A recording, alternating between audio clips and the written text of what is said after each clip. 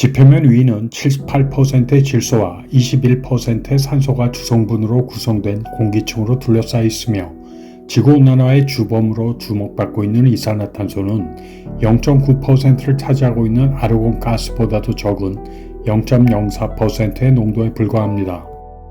그런데 왜 극소량으로 존재하고 있는 이산화탄소만 온실가스 역할을 할까요? 그것을 과학적 원리부터 알고 진행하겠습니다. 먼저 온실효과에 대한 백그라운드에 대하여 알아보고 진행하겠습니다. 지구온난화가 본격적으로 시작되기 이전에도 온실효과가 있었습니다. 그 당시의 온실효과는 적정 수준의 열을 지구 표면에 가둠으로써 오히려 살기 좋은 환경을 조성하는 데 도움이 되고 있었으며 지금은 열을 가두는 정도가 적정 수준을 초과하게 됨으로써 인간이 생활하기 힘든 상황으로 바뀌고 있는 것입니다. 만약 지금 당장 대기 중에 이산화탄소가 사라져서 온실효과가 없어진다면 지구의 평균 온도는 지금보다 30도가량 급강하하게 되어 영하 15도까지 떨어져서 빙하기 당시보다 더 살기 힘든 환경으로 변하게 됩니다. 그만큼 적정 수준의 온실효과를 유지하는 것은 인간의 생존에 필수적인 요소입니다. 자, 그럼 온실가스가 말 그대로 온실효과를 나타내는 원인을 생각해 보겠습니다. 여기 우리가 살고 있는 지구가 있습니다. 그리고 여기 태양이 있습니다. 태양은 핵 융합 반응의 결과로 엑스레이를 포함한 매우 짧은 파장으로부터 적외선까지 커버하는 매우 브로드한 포톤들을 방출하며 이러한 포톤들은 지구의 대기권까지 도달합니다. 만약 공기층이 없다면 인체에 치명적인 엑스레이로부터 단파장 자외선까지 지표면에 도달하게 되며 생명체들은 지구상에 존재할 수 없었겠지만 다행히 320나노미터 이하의 단파장의 포톤들은 약 50km 두께의 공기층에 의하여 지표면에 도달하기 전에 대부분 흡수됩니다. 그리고 공기층을 통과한 가시광선과 적외선은 지표면을 구성하는 다양한 광물과 생물체들에 의하여 흡수되기도 하고 일부는 반사되어 지구를 빠져나가게 됩니다.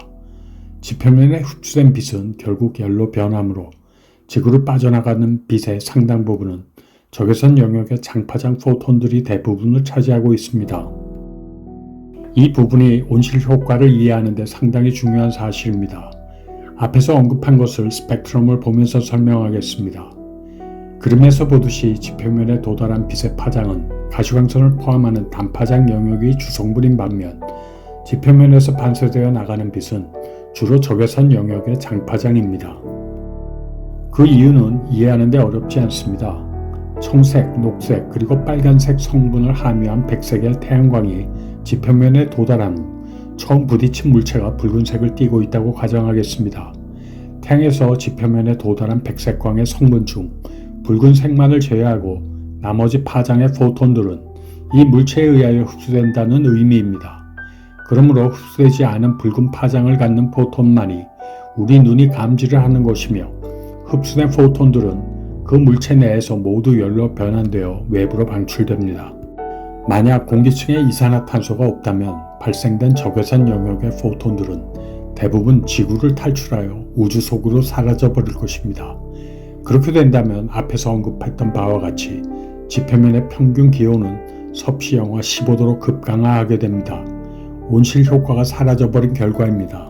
이제는 왜 산소나 질소가 아닌 이산화탄소가 온실효과를 일으킬 수 있는지 알아보겠습니다. 여기 산소 분자와 이산화탄소 분자가 하나씩 있습니다. 알다시피 둘 다 대칭적인 분자입니다. 그렇지만 이 분자들이 진동하는 패턴은 상당히 다릅니다. 산소 분자가 할 수 있는 진동은 두 산소 원자들의 거리를 좁혔다가 늘렸다가 하는 것밖에 없는 반면 이산화탄소는 다양한 진동 패턴을 가질 수 있습니다. 애니메이션에서 1번과 2번으로 표시된 진동은 분자의 다이폴 모멘트 변화가 전혀 없는 진동인 반면 3번과 4번으로 표시된 이산화탄소의 진동 방식은 분자 내의 전자 분포가 비대칭적으로 변하면서 다이폴 모멘트의 변화가 주기적으로 생기게 됩니다.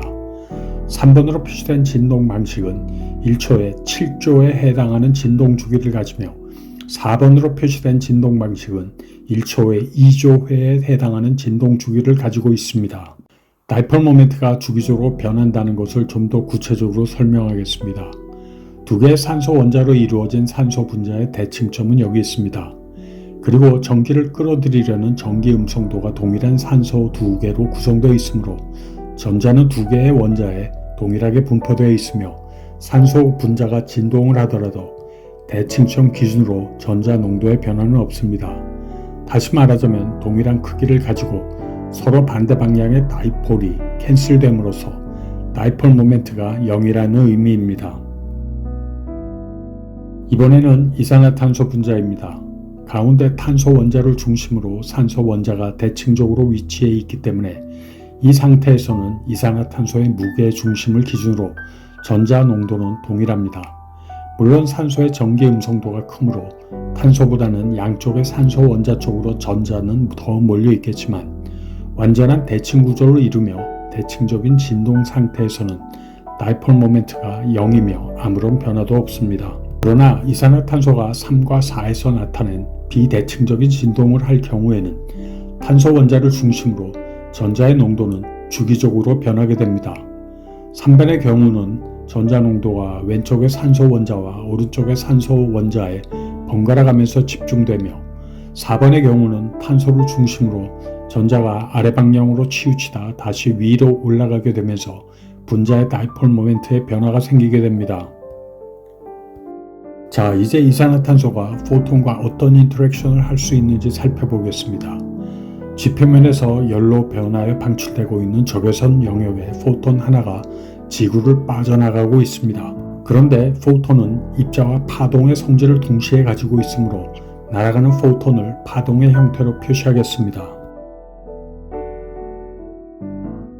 애니메이션을 자세히 살펴보면 적외선 포톤의 진동 방향과 그 포톤의 다이폴 진동 방향이 동일한 경우를 나타내고 있으며 바로 이런 상황에서 이산화탄소는 우주로 향하여 지구를 탈출하던 포톤을 흡수하게 됩니다. 그리고 다시 그 에너지를 임의의 방향으로 방출하게 됩니다.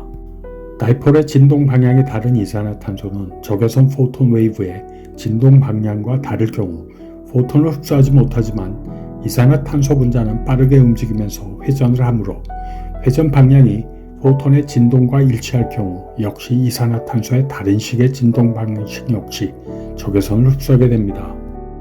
대기 중의 이산화탄소 분자들의 흡수 및 재방출된 포톤의 상당 부분은 다시 지표면을 향하게 되며 공기층에서 이러한 과정을 계속 되풀이하면서 상당량의 포톤은 지표면을 떠나지 못하고 온도 상승을 야기시키게 됩니다. 여기서 하나 주목해야 할 사항은 이산화탄소가 적외선에 해당하는 모든 파장을 흡수할 수 있는 것이 아니라 앞에서 설명했던 다이폴 모멘트가 변하는 몇 가지 모드의 진동 주파수와 매칭되는 적외선 영역만을 흡수할 수 있는 것입니다. 앞에서 예를 들었던 두 가지 대표적인 진동 모드는 15마이크론과 4.5마이크론 정도의 파장을 갖는 적외선만을 선택적으로 흡수하는 것입니다.